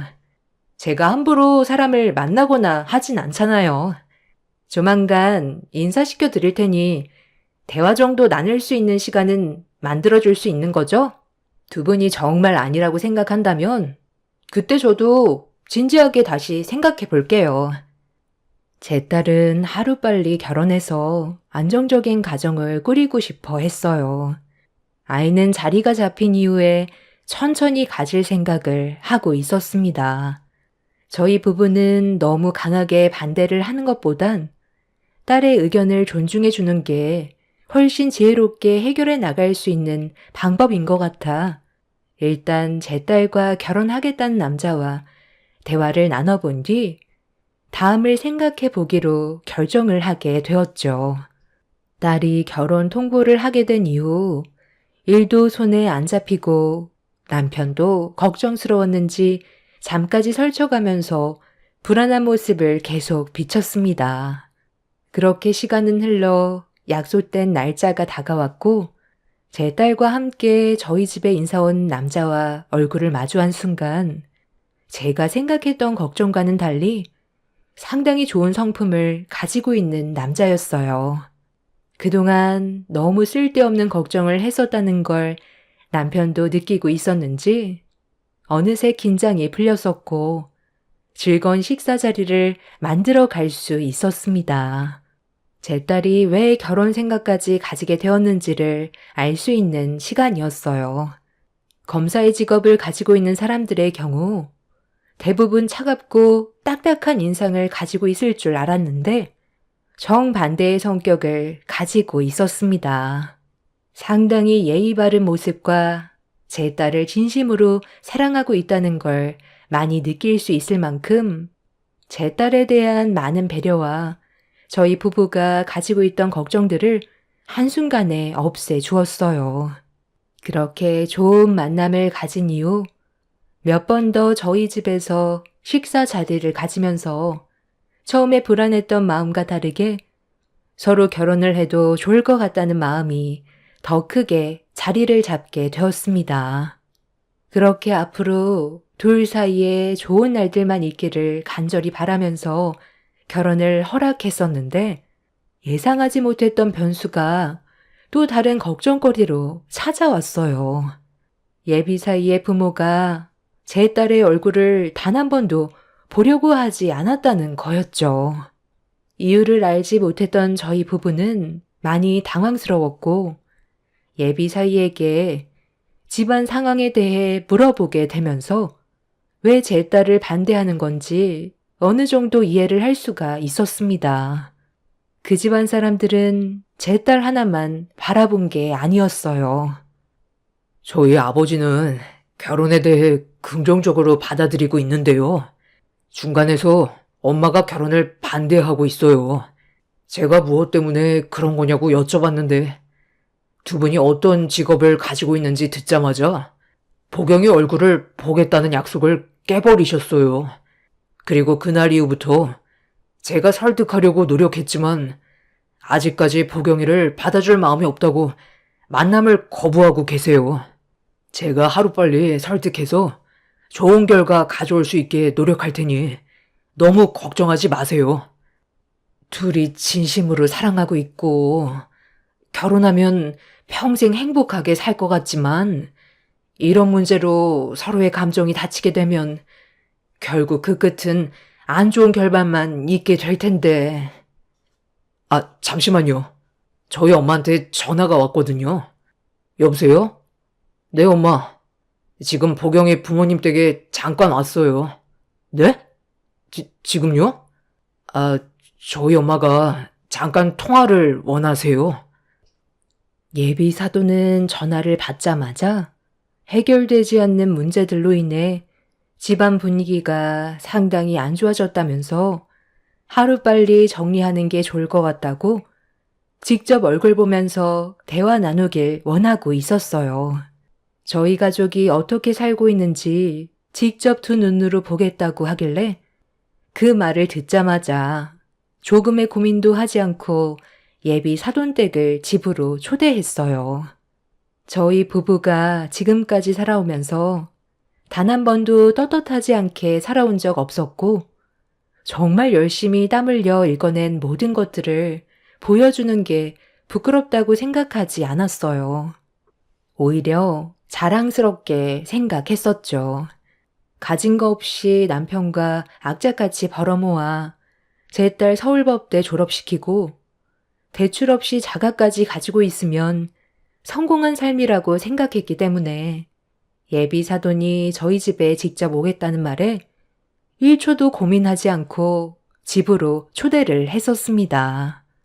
제가 바로 대답을 하자 약간 당황스러웠는지 말을 더듬거리던 예비 사돈은 돌아오는 주말에 저희 집에 오기로 약속을 잡게 되었고 이번 기회를 최대한 좋게 풀어나가려고 예비 사돈집을 초대하기 전에 상당히 많은 준비를 하게 되었습니다.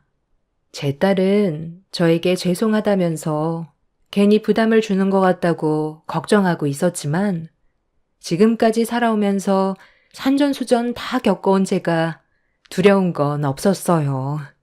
노력했는데 아니면 그걸로 끝인 거고 더 좋은 사람 많기 때문에 현재 최선을 다하려 했던 것 뿐이었죠. 그렇게 제가 할 수 있는 최대한의 노력을 하게 되었고 약속된 날짜가 되고 나서 예비 사돈분들이 저희 집을 방문해 주었습니다. 차린 건 많이 없었지만 그래도 정성껏 준비한 음식을 대접하기 위해 주방으로 안내하려 했는데 예비 사돈은 식사할 기분은 아니라면서 소파에 자리 잡고 앉았습니다. 제가 지금 여기 온 이유가 즐겁게 식사나 하면서 결혼에 대해 얘기하려고 온 것 같아요. 내 아들이 하도 말을 안 들어서 직접 얼굴 대면하고 직접적으로 얘기해야 결혼에 대한 생각을 접을 것 같아서 왔습니다. 결혼이라는 게 고집 부린다고 해서 되는 게 아니라는 거 잘 알죠? 그런데 따님의 아버님은 어디 가셨어요? 이런 중요한 날에 설마 자리를 비운 건 아니죠? 그건 저희 집안을 무시하는 행동이라는 거 모르는 건 아니실 텐데요. 아, 네. 저는 그래도 좋게 대화 나누면서 오해가 있는 부분들을 풀어가려고 식사 준비를 한 거거든요. 그래서 마실 게 더 필요할 것 같아 마트에 잠깐 가게 됐는데 아마 금방 올 겁니다. 그러니까 저희 집에 온 이유는 제 딸을 받아줄 수 없으니 확실하게 마음 정리 해달라는 거네요. 무슨 이유 때문인지 알 수 있을까요? 이유야 엄청나게 많죠. 일단 이 집안 꼴을 좀 보세요. 여기가 사람 사는 집안입니까? 이렇게 허름한 집에서 어떻게 사람이 살 수가 있어요? 그리고 이 동네에 못 산 사람들만 모여 살아서 범죄도 많이 일어난다면서요. 괜히 내 아들 피해볼까봐 여기 오는 것도 불안해 죽겠습니다. 그리고 얼굴 보고 싶지 않다고 했으면 그걸로 끝인 거지. 사람을 왜 이렇게 힘들게 하는 거예요? 누가 거지 집안 아니랄까봐. 우리 집안과 결혼해서 뭔가 혜택을 받으려는 것 같은데 제가 그 꼴을 보고 살아갈 수 있을 것 같아요? 못 사는 사람들의 특징이 뭔 줄 알아요? 부잣집 아들딸 하나 꼬셔서 인생 한번 바꿔보려는 생각이 머릿속에 가득 차 있죠. 집안은 집불도 없으면서 자식 하나 있는 거 설법대 졸업시켰다고 로또에 당첨된 것 마냥 신분 상승한 줄 아는데 요즘 널린 게 사자 직업이에요. 조금만 노력하면 개나 소나 다 할 수 있다고요.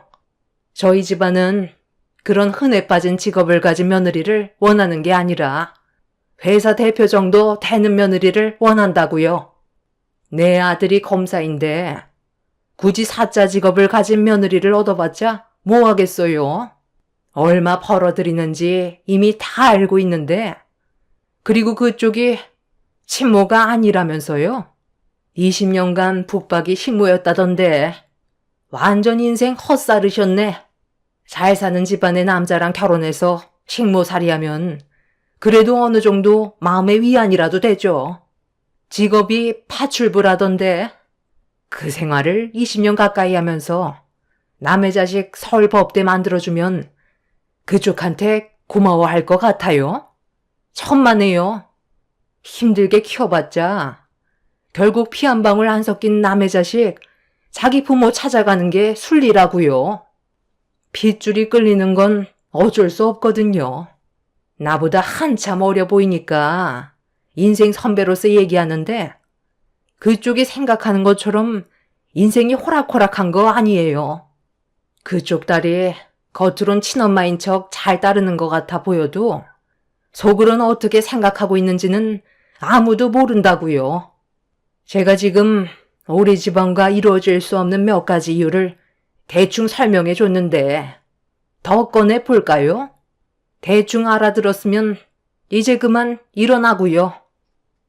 그쪽이 저희 집안을 어떻게 생각하는지 그건 본인 자유지만 저희 가족은 지금까지 살아오면서 단 한 번도 서로에 대해 의심한 적 없고 저는 제 딸을 단 한 번도 남의 자식이라고 생각해 본 적 손톱만큼도 없습니다. 그쪽이 얼마나 잘 사는 집안인지는 모르겠지만 하나 분명한 건 저보다 인생을 헛살았다는 건 알 수 있겠네요. 재력이 많은 사람들은 그래도 마음이 넓고 사람을 대하는 부분에서 남들보다 더 여유가 넘칠 줄 알았는데 모에 쫓기는 사람처럼 서둘러 해결하려는 모습이 참 안타깝게 느껴지네요. 결혼이야 둘만 좋아서 할 수 있는 건 아니니까 저희 집안도 어떤 입장인지 충분히 알아들었으니 이제 그만 돌아가 주시죠. 엄마, 아까랑 말이 틀리잖아요. 그래도 좋게 대화로 풀어나가면서 긍정적으로 봐주신다고 했잖아요. 오자마자 이게 지금 뭐 하자는 거예요? 내가 결혼 반대하려고 가는 거라고 얘기하면 네가 나를 여기까지 데리고 왔겠니? 예, 너도 넘볼 걸 넘봐야지. 감히 예지중지 키운 내 아들을 데려가려고? 완전 도둑이 따로 없구만. 오늘 이 시간 이후로 2번 다시 내 아들 앞에 얼씬거리지도 마라. 한 번만 더 내 아들 주위를 맴도는 거 보이면 그땐 가만 안 둬. 저를 며느리로 받아주지 않겠다는 건 충분히 잘 알겠는데요. 방금 저희 엄마한테 뭐라고 했어요? 그래요. 저희 엄마 20년 차 북박이 식모예요. 젊은 나이에 저희 아빠 만나서 사랑 하나로 여기까지 앞만 보며 달려왔어요. 저를 위해 식모처럼 정말 모든 걸 희생하며 살아오셨는데 그쪽이 우리 엄마를 얼마나 안다고 함부로 판단하고 마음에 상처를 주는 거죠? 어떻게 도일 선배가 당신 뱃속에서 태어나 바르게 자라왔는지 저는 그게 더 신기하네요. 저도 이런 식의 대우받으면서 결혼하고 싶은 마음 없습니다. 선배, 미안해. 다른 건 내가 다 참을 수 있어도 우리 집안 욕하는 건 도저히 못 참아. 여기에서 우리 끝내자. 엄마, 정말 이런 식으로 할 거예요? 우리 집안도 별반 다를 거 없잖아요. 왜 이렇게 고집 부리는 건데요? 제가 진심으로 사랑한 사람과 결혼하고 싶다고 몇 번이나 말씀드렸는데 이렇게 반대하면 제가 앞으로 엄마 얼굴 볼 것 같아요? 아버지도 무슨 말 좀 해주세요. 이대로 끝낼 수 없다고요. 당신이 마음을 조금만 내려놓으면 안 돼. 둘이 진심으로 사랑하고 있다는 거 모르는 거 아니잖아. 요즘 바르게 자라온 여자가 얼마나 될 것 같아? 세상이 험해서 예전처럼 정숙한 여자를 찾기란 정말 쉽지 않다는 거 당신도 잘 알면서 이런 참한 며느리 걷어찰 거야? 이건 당신이 이해를 해줘야 되는 거라고. 뭘 이해를 해? 나는 내 아들이 고생하는 거 조금도 보고 싶지 않아. 이런 집안과 내가 왜 사돈지간을 맺어야 되는 건데? 당신이 말하는 그런 좋은 여자 이 세상 천지에 깔려 있어. 우리 집안보다 훨씬 재력 좋은 집안에 장가 보낼 거니까 당신도 이제 그만해. 할 말 다 끝났으니 먼저 일어나 보겠습니다. 어이구, 제가 좀 늦었습니다. 벌써 대화를 시작하셨나 봐요. 제가 좋은 거 대접해 드리려고 직접 양조장까지 다녀왔거든요. 여보, 식사 준비는 다 끝났지? 남편이 양손 가득 양조장에서 직접 사가지고 온 막걸리를 들고 들어왔는데 좀 전까지 어떤 일이 있었는지 전혀 모르고 있던 남편은 분위기를 보더니 뒤늦게 상황 파악을 하기 시작했어요. 그런데 저희 남편의 얼굴을 보던 예비 안사돈이 못 볼 걸 본 것 마냥 급하게 얼굴을 숨기면서 서둘러 밖으로 나가려 하길래 예비 사돈 어른이 나가지 못하게 붙잡았고 그래도 인사는 제대로 하고 가라며 마지막 예의는 지키고 좋게 끝내자는 말을 하며 예비 안사돈의 몸을 돌리는 순간 남편은 양손에 들고 있던 막걸리를 바닥에 떨어뜨렸습니다. 그리고 뒤이어 뱉은 남편의 한마디는 저희 모두를 경악하게 만들었고 예비 사돈한테 너무 큰 상처를 받아 서러워 얼굴을 붉히고 있던 저 또한 너무 놀라 상황 파악을 하기 시작했고 사상 초유의 사건이 눈앞에 펼쳐지면서 분위기는 180도 바뀌게 되었어요. 당신이지? 내 얼굴을 똑바로 못 보고 시선을 피하는 걸 보니 당신 맞는 것 같은데 여기서 이렇게 만나게 될 거라곤 정말 상상도 못했는데 나이 먹어 얼굴이 약간 변하기는 했지만 옛날 모습 그대로네. 여보, 내가 당신한테 내 과거에 대해 얘기했었지? 저 사람이 나랑 처음 만났던 사람이야. 보경이 친모. 이렇게 만나게 될 거라곤 상상조차 하지 못했었는데 나랑 당신 딸 버리고 가더니 성공한 인생 살고 있었구나. 얼굴 숨긴다고 해서 달라지는 거 없으니까 이제 그만 앞으로 나오지. 뭐? 저 사람이 우리 보경이를 버리고 도망쳤던 그 여자라고? 어쩐지 얼굴이 어디서 많이 봤다 싶었는데 보경이랑 많이 닮아서 그런 느낌을 받았던 거네. 어떻게 이런 일이... 그럼 저는 처음부터 선배랑 만날 수 없는 사이였던 거예요? 그동안 어떤 분인지 정말 궁금했었는데 이런 삶을 살고 있었구나. 저를 버리고 지금까지 아주 잘 먹고 잘 살고 있었나 봐요. 단 한 번도 제 생각은 안 했었어요?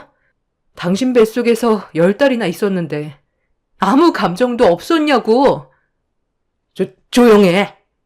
듣고 싶지 않아. 언제적 일인데 과거를 들춰서 뭐 어쩌자는 거야? 나는 더 이상 할 말 없으니까 다들 나가자고. 더는 들을 필요 없어. 잠깐만요. 왜 들을 필요가 없어요?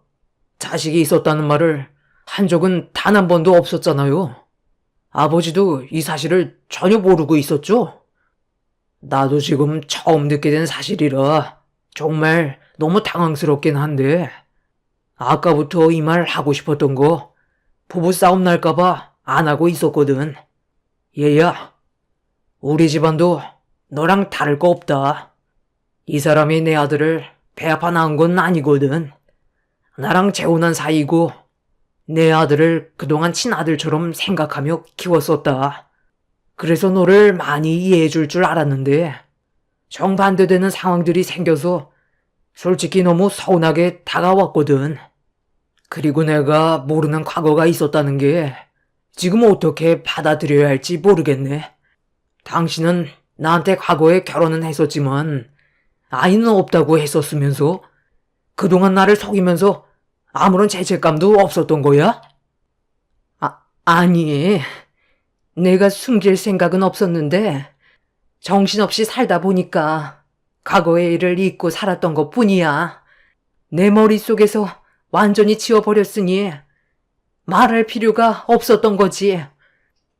예비 사도는 많이 당황했는지 행설수설하면서 말을 제대로 이어나가지 못하고 있었습니다. 양가 집안 모두 충격에 빠져 있었고 정신적으로 제일 힘들어했던 건 제 딸이었어요.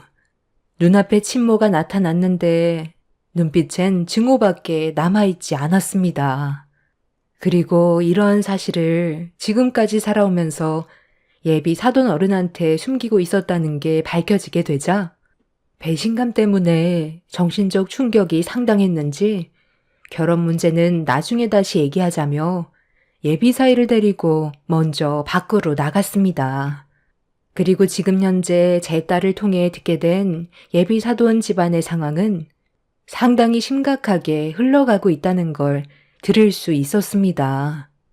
예비 사돈 어른이 보경이 친모와 이혼까지 고려하고 있다며 지금까지 살아오면서 자식이 있다는 걸 속여왔다는 걸 용서할 마음이 없어 보였어요. 예비 사이와 제 딸은 아직까지 서로 만나고 있고 진심으로 사랑하고 있지만 앞으로 어떻게 해야 될지 잘 모르겠습니다. 예비 사돈 어른은 이혼 생각을 확고하게 정한 듯 싶어요. 그렇게 된다면 결혼 문제는 해결되겠지만 제 딸의 행복을 위해 허락해 주는 게 맞는 걸까요?